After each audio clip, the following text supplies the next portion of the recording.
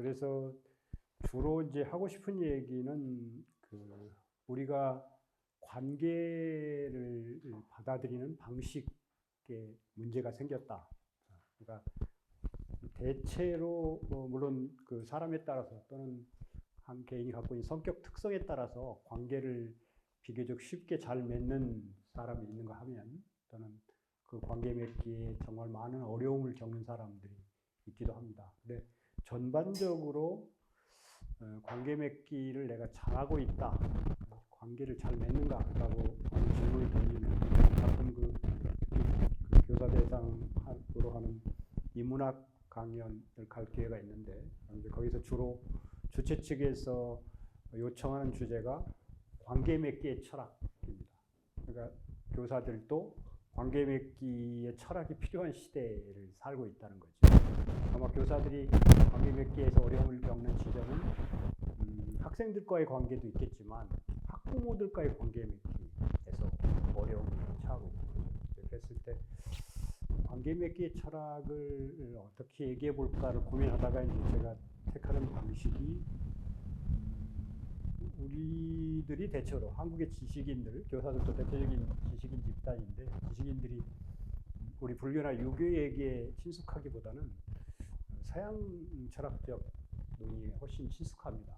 그래서 서양 철학자 중에서 관계 맺기에 관한 얘기를 하는데 동원해 볼 만한 사람이 누굴까를 고민하다가 이제 타자라는 게 실존주의자들, 특히 사르트르가 타자는 내게 지옥이다 그런 선언을 한 이후로 그 타자를 어떻게 인식할 것인가가 중요한 철학적 과제로 대두됐습니다. 그러고 나서 이제 그 타자가 내 앞에 등장하는 순간 비로소 윤리가 시작된다. 그 윤리가 제1철학이다.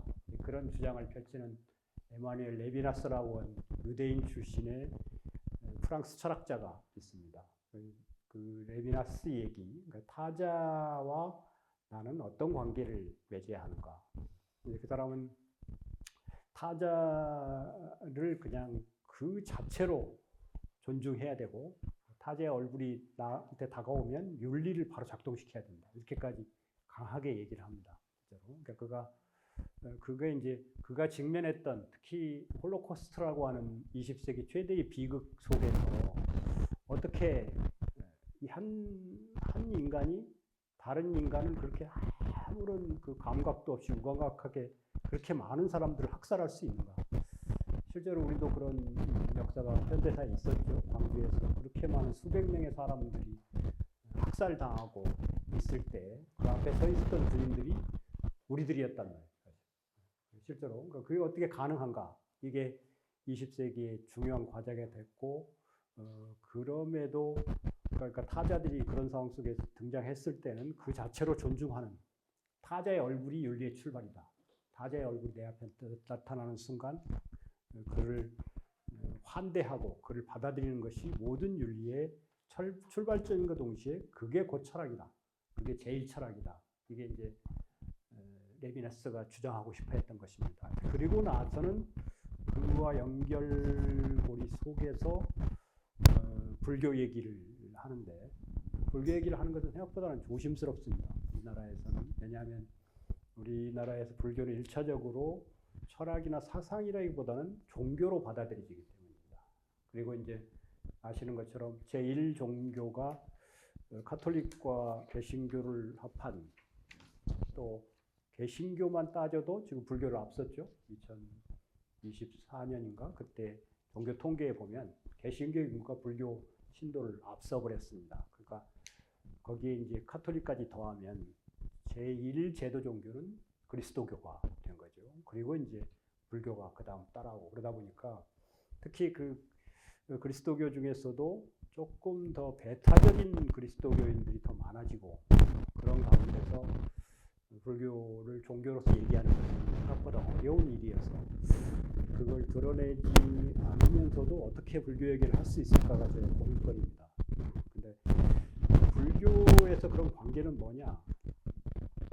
사실은 우리 일상 개념 속에, 그러니까 일상어가 철학의 반영이다라고 하는 게 20세기 철학자들이 공통적으로 동의한 것인데, 그러니까 일상어에서 철학을 우리가 발견해야 된다라고 얘기했을 때, 우리 일상어의 불교적 차원의 관계에 관한 이야기들이 상당히 많이 들어와 있습니다. 그가 뭐 인연이라는 말이 겹쳐 있고, 인연이야.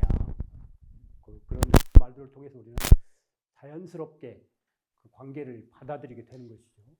근데 그런 어떤 전통적인 기반보다 훨씬 더 강렬하게 작동하고 있는 것이 20세기에 들어와서 서양에서 먼저 발견해가지고 세계로 확장시킨 개인의 발견입니다. 개인. 그러니까 개인의 부각이라고 보죠. 20세기는 개인이 부각되는 시기의 시작이었습니다. 그 개인은 기본적으로 관계를 맺고 있는 개인이 아니라 고립된 독립적인 개인, 독립적인 개인. 그리고 그의 본성의 핵심은 이기스입니다. 고립적이고 이기적인 개인. 이게 20세기에 우리가 새롭게 발견하게 된, 그 전에도 그런 논의들이 있었죠. 그렇지만 사상적으로 정당성을 부여받지 못했는데 20세기에 특히 자유주의 철학이 세계를 지배하면서부터 인간은 곧 개인이다. 그런데 그 개인은 독립적이고 동시에 이기적인 존재자다. 이렇게 이제 우리들은 받아들일 수 있게 된 것입니다. 그리고 그게 서양이 비서양, 비서구 지역을 지배하기 시작하면서 전 세계에 확산되기 시작했고, 문제는 그게 그냥 확산된 게 아니라 상당히 우월한 위치를 점하면서 비서구인들이 갈망하는 그런 인간관이 됐습니다. 그러니까 그런 인간관을 갖고 있어야 산뜻하게 살 수 있다. 이렇게 생각하게 된 것입니다. 가치가 부여된 것입니다. 그런 개인이 부각되면서 관계는 그 개인이 필요로 할 때만 작동시킬 수 있는 일종의 부차적인 도구적인 것으로 자리매김되는 거죠. 그러니까 그 이전에 동양뿐만 아니라 서양에서도 특히 그리스도교가 실질적으로 자신들의 삶의 철학으로 작동되고 있었던 근대 이전의 서양에서도 본래 하나님과 인간의 관계가 핵심이다. 이렇게 생각했고, 그러니까 그들도 그들 나름대로 관계를 중심에 두고 살았습니다. 그런데 이제 그걸 극복한 것이 근대의 발견이었고, 거기서 개인이 독자적인 어떤 도덕적인 위상을 확보했을 뿐만 아니라 그런 것들이 정치적인 힘으로까지 확장되는 그런 시기가 20세기였다라고 얘기할 수 있습니다. 근데 우리 동아시아인들의 경우에는 특히 불교와 유교를 공유한 나라들, 한중일이 대표적인 데고 베트남까지도 확장할 수 있습니다. 이쪽 지역에서 20세기를 맞아야 했던 사람들은 일본의 경우에는 우리가 조금 앞서서 그런 것들을 비교적 자기들 나름대로 어떤 점에서는 좀 영리하게 받아들여서 타라 입구에 일정 부분 성공했지만, 그것이 폭력적인 것과 연결되면서 스스로 그 내부에 자멸의 기운을 갖고 있었던, 그게 일본의 경우에는 좀 다르긴 했지만 어쨌든 우리들은 그런 그 서양의 개인의 발견을 상당한 정도의 도덕적인 열망을 가지고 받아들여야 되는 운명 속에 있었던 것입니다. 그리고 우리도 그 중에서도 가장 대표적으로 그 민주화의 과정을 가장 성공적으로 수행해낸 나라에 속하고, 그러다 보니까 20세기를 지나면서 우리는 어떤 나라 못지않게 개인주의를 중심 삶의 철학으로 삼는 그런 나라, 그런 사람들이 되어버렸습니다. 실제로. 그런 가운데서 모든 관계는 의심의 대상이 되는 거죠. 그 개인에게 도움이 되느냐. 그 개인에게 도움이 되는 관계는 유지될 가치가 있지만, 그렇지 않은 관계는 과감하게 잘라버리는 것이, 그가 부모이든지 형제이든지 과감하게 잘라버리는 것이 잘 사는 것이다. 왜 이렇게 바보처럼 살아? 우리는 쉽게 그렇게 얘기한다. 그러니까 일상 속에서 활용하는 그 언어가 개인주의를 강하게 반영하고 있는 것입니다. 그러니까 모든 삶의 모든 영역과 사회에 개인주의가 작동하고 있는 사회인데, 특히 이제 우리는 21세기를 1997년에 IMF 사태로 맞이하면서 충격적인 사태였단 말이에요. 정말 그렇다. 관계도 나에게 도움이 되는 관계만 의미가 있는 것이지, 실제로 내가 어려움에 처하니까 아무도 도와주는 사람이 없다. 뭐 이렇게 생각하게 되면서 극단적인 개인주의 쪽까지 내몰리게 된 채 21세기를 맞게 된 셈입니다. 실제로. 물론 그 가운데서도 뭐 금목이라든지 기타 이런 것들을 통해서 밑에 이렇게 꿈틀거리는 우리 오랫동안 간직해온 관계성이라고 하는 것이 완전히 깨진 것은 아니었지만 최소한 의식 속에서 우리가 지향하는 철학 안에서는 개인주의가 삶의 중심이 됐고 그 개인주의는 기본적으로 거기에 또 그 물질적 쾌락이라고 하는 것이 삶의 중요한 목표로 부각되면서 물질 중심의 이기주의라고 하는 것이 중심 철학이 됐고 심지어 그게 가정에서 가정교육의 중심 목표가 되는 거죠. 바보처럼 살지 말라. 그 말은 너에게 이익이 다가왔을 때 망설이지 말고 취하라. 그런 뜻이죠. 우리는 그걸 가정교육의 제일 원칙으로 삼고 있습니다. 왜 망설여?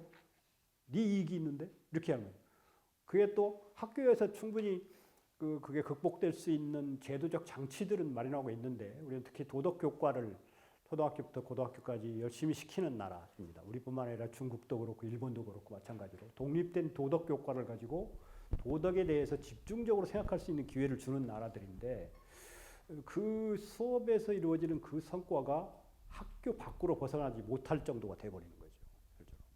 그러니까 그러다 보니까 이제 도덕 교사들도 상당한 곤혹스러움을 맛보게 되는 것입니다. 네 이익이 있을 때 망설여야 된다. 그래야 인간이다. 이렇게 가르쳐 왔는데 우리가 이제 개인주의에 근거하면 네 이익이 다가오면 망설여 치어라. 왜 그렇게 바보같이 행동하냐. 이렇게 그런 사회적인 흐름으로부터 우리가 결코 자유로울 수 없는 환경에 내몰린 채 지금 현재 상황을 맞고 있는 것입니다. 이제 그런 맥락에서 이런 그 관계라고 하는 것이 그럼에도 관계를 맺지 않고는 살 수 없기 때문에 관계로 인한 괴로움이 점점 더 커지는 거죠. 이게.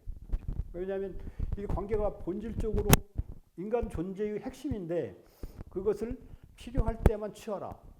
이렇게 공식적으로 우리가 지금 얘기하고 있습니다. 그 사이에서 발생하는 고통이 엄청나게 큰 것입니다. 그런 방법은 두 가지밖에 없겠죠. 하나는 모든 관계를 끊어버리는 극단으로 가든지 아니면 그 관계 자체에 대해 생각하지 않고 그냥 주어지는 대로 살아가든지 이렇게 될 수밖에 없다는 거예요. 근데 그런 가운데서 이제 또 다르게 우리한테 닥쳐온 우리가 해결해야 될 과제가 거주 가능성의 위기, 생태 위기로 표현되는. 그러니까 우리가 이 땅에서 이렇게 거주하는 것이 불가능할 것 같다는 느낌들을 주는 지속적인 현상과 직면하게 되는 것입니다. 그러면서 그걸 해결하기 위해서는 한 개인이 독립적으로 노력해가지고는 불가능하다는 것도 이미 밝혀지고 있죠.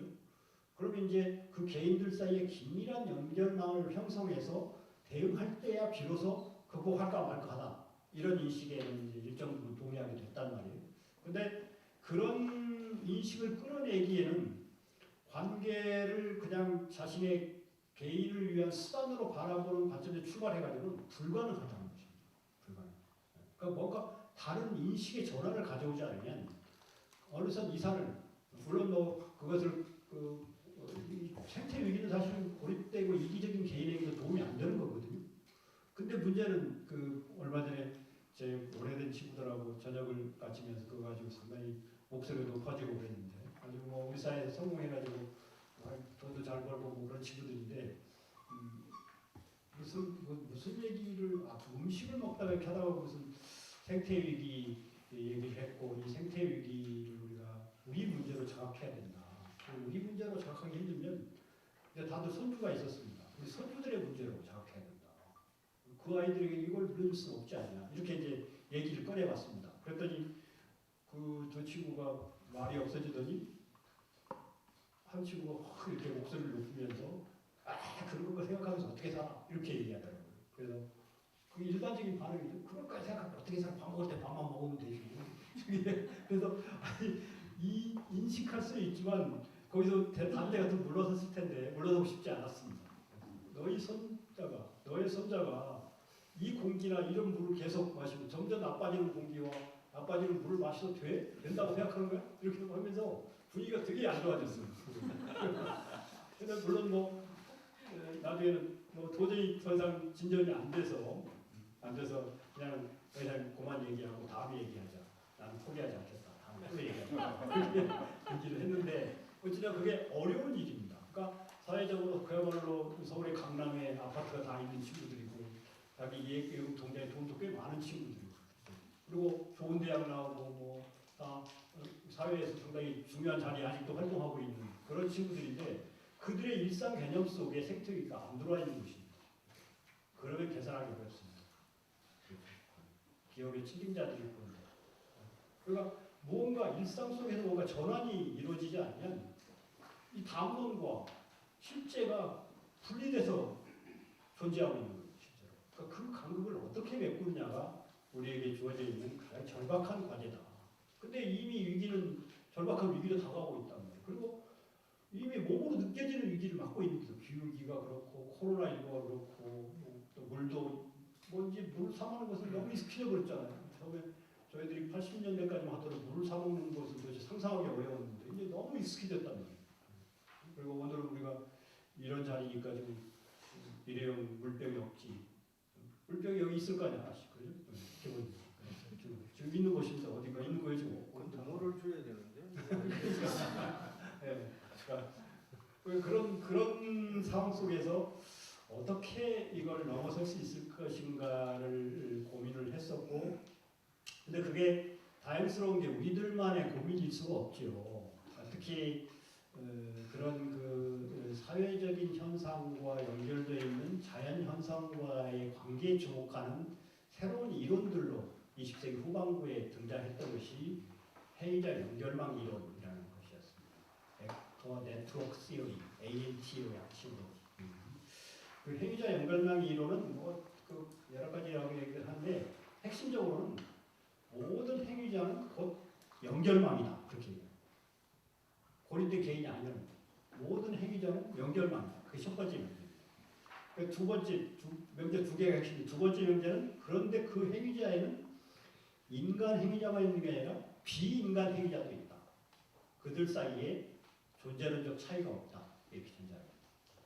그러니까 비인간 행위자는 동물, 식물뿐만 아니라 일반 사물도 포함된다. 이렇게 얘기를 합니다. 그래가지고 완전히 인식론적 혁명이었던 거예요. 처음에는 뭐 온갖 반론들이 제시되고 뭐 뜬구름자 말도 안 되는 소리 한다 이렇게 얘기되다가 21세기로 넘어오면서 이게 사회과학에서 물론 그 주창자인 브리노 라뚜루가 철학 공부를 한 사회학자였습니다. 그러니까 특히 프랑스 사회학자들은 사회 철학자이기도 해서 그러니까 사회과학의 영역에서 그게 조금씩 자리를 잡다가 21세기로 넘어오면서부터는 인문학으로 확장돼서 이제 받아들여지고 있습니다. 그걸 우리도 2010년 정도를 전후해서 받아들이기 시작했고 아직도 우리 학계에서는 낯선 담론으로 되어 있지만 서양의 그 유럽이나 미국 학계에서는 행위자 연결망 이론이 이제 주류 담론으로 올라서고 있습니다. 근데 그런 이유는 지금 우리가 지금 얘기하고 있는 이 맥락과 똑같은 것입니다. 위기는 점점 그리고 실제로 브리노 라뚜루는 그 이론가일 뿐만 아니라 생태 위기에 대해서 강력한 대안을 제시하면서 목소리를 높이는 사람이기도 합니다. 그러니까 그가 그런 이론을 내세운 계기가 도대체 더 이상 감내할 수 없는 생태 위기를 다른 방법을 통해서는 극복할 수 없다. 뭔가 인식론적 전환을 이루지 않으면 극복이 불가능하다라는 절박한 감정에서 시작합니다. 그러니까 브리노 라뚜루라는 사람이 되게 이론적으로는 좀 정치하고 막 이렇게 그의 글을 읽기가 쉽지는 않습니다. 그런데 제가 그 사람에게 매료됐던 이유는 그냥 이론가로 그치는 게 아니라 실천 속에서 계속 목소리를 내면서 실제로 그런 얘기를 한다는 것입니다. 그런 맥락에서 주목을 해봤고 지금도 계속 주목하고 있는 중입니다. 특히 이제 존 로, 미셸 칼롱 같은 그 세 사람이 그러니까 브리노 라뚜루, 미셸 칼롱, 존 로 이 세 사람이 대표적인 경우인데 이제 인문학으로 그게 확장되고 있는 중입니다. 근데 이제 불교적 관점을 갖고 있는 제가 보기에 이 행위자 연결망 이론이 장점이 있음에도 한 가지 단점으로 극복하기 어렵겠다는 생각을 하는 것이 존재론적으로는 인간과 사물이 바위 같은 사물이 똑같은 존재론적 지위를 가진다 할지라도 이 위기를 인식하고 극복하는 책임에 있어서는 차별성을 부여해야 된다는 것입니다. 근데 이 사람들은 아직 잘 부여하지 못하고 있습니다. 존재적 지위가 동일하다고 얘기해 버리니까 그냥 그런 담론을 전개해가지고 어느 순간에서는 뭐 이렇게 할 수 있겠다고 그 스스로는 행위에 있어 실천에 있어 그렇게 하고 있지만 이론에서는 연결망을 확보하지 못하고 있습니다. 그래서 저는 호모 인드라네티우스는 우리가 기본적으로 호모 인드라네티우스는 호모라는 개념, 인간이라는 개념을 강조하는 것입니다. 기본 인간종을 강조하는 것이죠. 근데 인간종과 동물, 식물 또 심지어 사물들까지 존재론적으로는 차이가 없다. 실제로 그게 제가 잠깐 보겠습니다. 이제 8쪽에 십지경 인용문 잠깐 보겠습니다. 원하는 인간계에서 미세한 물질의 최상천에까지 평화로운 선정을 즐기는 것과 성문의 수로와 연각의 수로와 부처님의 수레는 모두 이 10가지 밝은 원리에 의해 이루어집니다. 이와 같이 알고 현명한 임은 항상 방일하지 않고 계행에 안착하여 타인들도 정립시키고 나아가서는 연민의 뜻을 갖추고 중생의 고통을 알아 연민의 마음을 일으킵니다. 그러니까 앞에서 첫 줄에서는 원하는 인간계에서 미세한 물질의 최상천에까지 존재론적 주의에서는 인간이나 물질이 동일한 것이죠.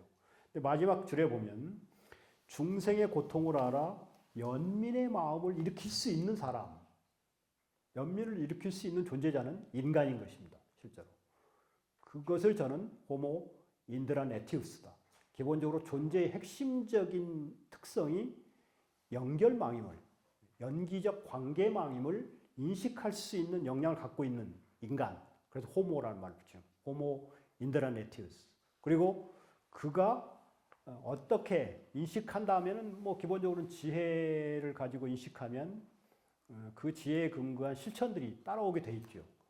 그러니까 인식할 뿐만 아니라 그 실천 방안에까지 충분히 자신의 생각이 미칠 수 있을 뿐만 아니라 행동으로 옮길 수 있는 주체자, 그가 호모 인드라네티우스다. 이렇게 정의하고 싶은 것입니다.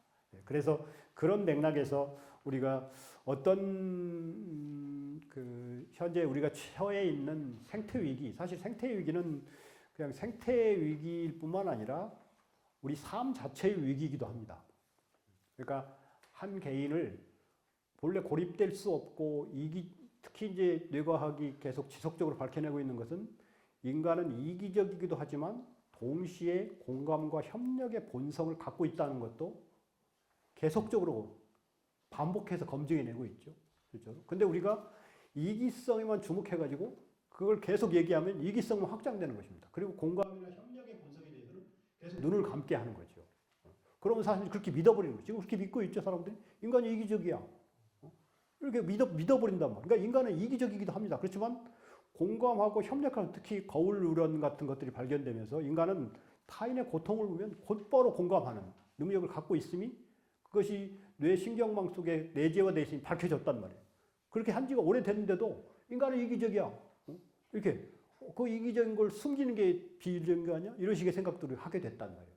그러니까 인간의 이기성을 경시하면 안 되지만 동시에 인간에게 들어와 있는 또 다른 본성인 공감과 협력의 능력. 협력의 능력은 특히 관계성의 능력이기도 하죠. 관계를 맺을 수 있는 능력이기도 하단 말이에요. 또 그래야만 제대로 살 수 있는 게 인간이기도 하죠.